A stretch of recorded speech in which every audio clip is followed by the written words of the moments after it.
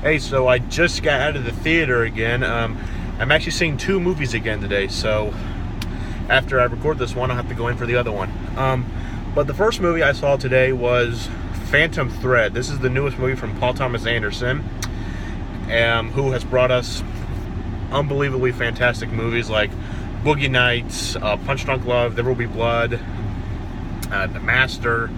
And this one stars Daniel Day-Lewis in what looks to be his last movie, which, if that's the case, I really hope it's not, but it's not my decision. But it stars him, it stars Leslie Manville, and Vicky Krieps.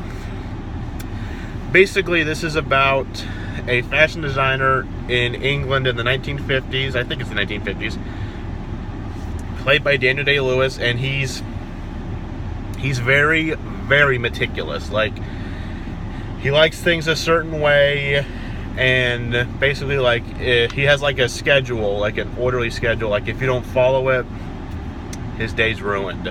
That's pretty much it. And one day he's at a restaurant in the country, and he meets a waitress played by Vicky Krieps.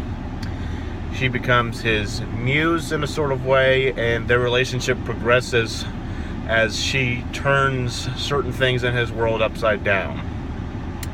That's all I'm going to say, because this is one of those movies where you really have to see it to see what's going on. And personally, I loved this movie. I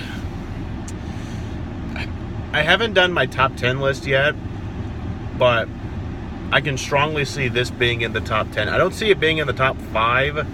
Maybe number 6 or number 5, but yeah, this was a fantastic movie. Daniel Day-Lewis, to say Daniel Day-Lewis is brilliant in a movie is like saying the sky is blue or the earth is round. It's a fact. He's so fantastic in this movie. And like every single character I've seen him play, I forget I'm watching Daniel Day-Lewis. He is that character. He is Reynolds Woodcock. And Leslie Manville is also so great as his sister. And Vicky Krieps is also really good as Alma, the girl that Reynolds falls for. But yeah, I mean, I'm trying not to discuss the plot of the movie because I really want people to see it just so they can experience it, but it was such a great movie. And Paul Thomas Anderson, I think, is one of the masters working today. I mean, he's just such a great director. And I mean, I don't think he's made a bad movie since then. I mean, depending on who you talk to, I mean, some people hate Inherent Vice. I've never seen Inherent Vice, so I don't know. And some people don't like this one. And, you know, I can see where some people are coming from, saying they don't like this movie because, you know, nothing really happens in it, although there's a couple of things that happen. And some people say, you know, it's slow and boring, and I don't think it's that slow. I mean, it's 2 hours and 10 minutes, but call me crazy, it doesn't feel like it. It really doesn't.